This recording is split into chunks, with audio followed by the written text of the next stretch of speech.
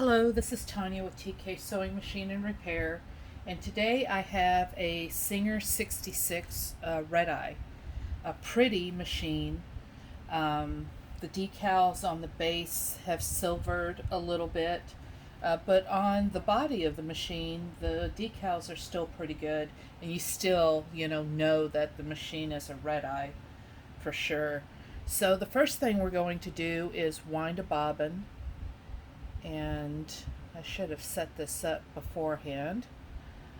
A lot of people put the thread through the little holes. I don't do that.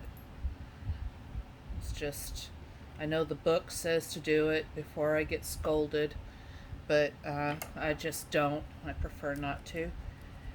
So wrap the thread around the bobbin, and I have converted this machine into a hand crank.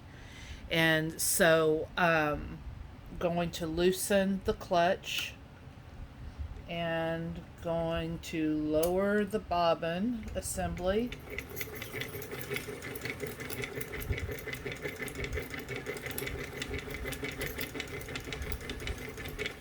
And that's how you wind a bobbin. It's amazing. It has a new bobbin tire on it. The whole mechanism has been rebuilt.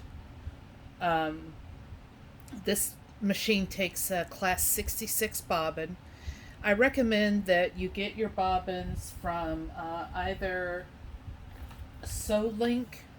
They make a really good 66 bobbin, or try to find vintage bobbins. You'll get a vintage bobbin with this machine if you choose to purchase it. I have put this machine in a really nice solid, I think this may be oak base, and since I did make it a hand crank, I just wanted to put it in something substantial, and I happen to have this.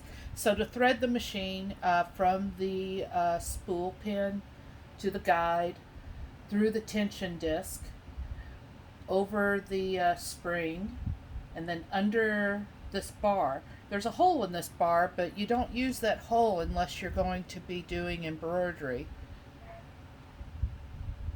And then through the take-up lever, through the thread guide on the side, above the needle clamp, and then through the needle.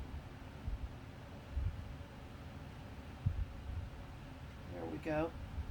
And I've already picked up the thread. I wound a bobbin before on this machine. So I have a piece of flannel that I'm going to be sewing on. And let's begin.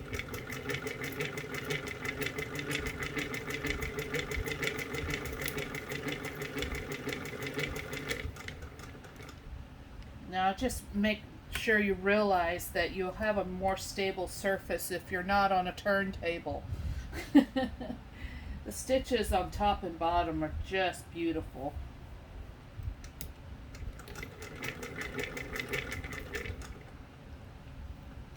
And the machine, excuse me, moves very freely. It was the best candidate that I could come up with for a hand crank. And I cut some of the fabric.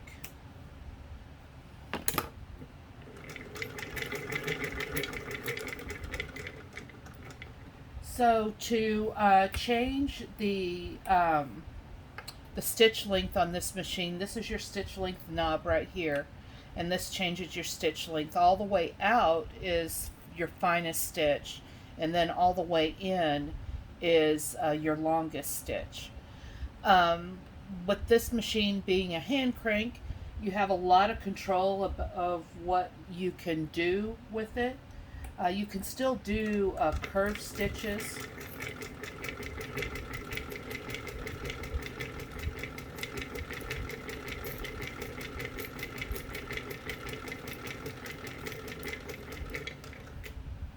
And it's just a fantastic machine.